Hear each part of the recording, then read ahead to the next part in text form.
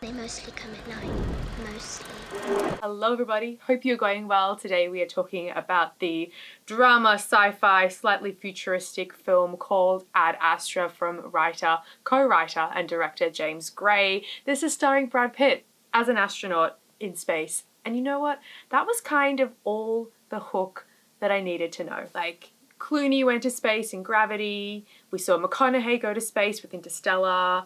Last year, Ryan Gosling went to space with First Man. Like, Brad Pitt in space, I'm like, yes, finally. At its heart, this is about an estranged and difficult relationship between a father and son, and it follows astronaut Roy McBride, played by Brad Pitt, who is this steady and very dependable kind of guy, although slightly removed, from the world, a bit removed from people, clearly dealing with father issues and that kind of thing.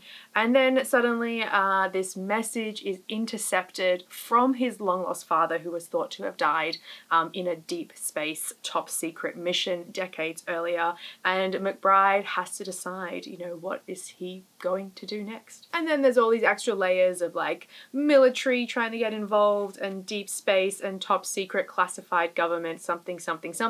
But yeah, like I said, at its heart, this is a father-son relationship story. So in my first initial thoughts, this film comes from, the mind of James Gray, who directed the film and also co-wrote the screenplay along with Ethan Gross. And I have to say that Gray's films in the past have been a little bit of a miss for me, I would say. So his film The Immigrant, which starred Marion Cotillard, I didn't quite get on board with its first watch. I think I appreciated more when I watched it a second time around, but still there was something about it that didn't quite connect with me. And then his previous, more recent film, The Lost City of Z, I was not into it at all. And the funny thing is that here with Ad Astra, I feel a very similar sort of meandering pacing to what we saw in The Lost City of Z.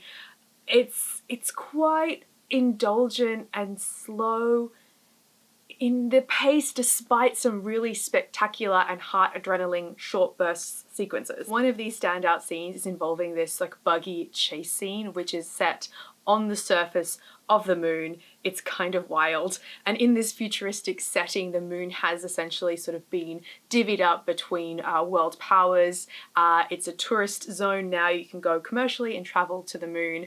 And in this sequence, the buggy is traveling through a war zone where some of the territory is still being fought over by different various powers. And this pirate buggy chase scene starts happening. Essentially, it's space pirates chasing Brad Pitt on the moon. It's awesome. So you have these really cool short bursts of action amongst more slow burn, meandering, really up close and personal eye acting from Brad Pitt, who does a fantastic job eye acting. Don't get me wrong, boy's got beautiful eyes. He can say a lot through his eyes, but this kind of juxtaposing of really crazy intense scenes and slow, introspective scenes, I just think kind of creates this unsteady kilter where the film never gets a chance to kind of build up into a crescendo. I feel like we're constantly turning over new chapters and going backwards and forwards on a seesaw, as opposed to kind of ramping up to something big. Ad Astra is a film that will divide audiences. It's not a popcorn flick type of sci-fi. It's a winding character story set against the backdrop of some amazing sequences, but ultimately for me, the story is just too familiar and too well trodden. I've seen the skeleton of this type of story too many times before, and not even having it set out in the depths of the unknown of deep dark space can make this story kind of feel fresh. Brad Pitt is certainly the ultimate draw card for this film. I don't believe that it would be able to find an audience without having Brad Pitt as the poster child, and he really does a fantastic job. He is in 99.9% of all the scenes, and yeah, he's just a master. I really was on the journey with him, and if it wasn't him, I can't imagine this film would have been anywhere near as engaging. Guys, there you have it. They are my thoughts on Ad Astra. Brad Pitt goes to space.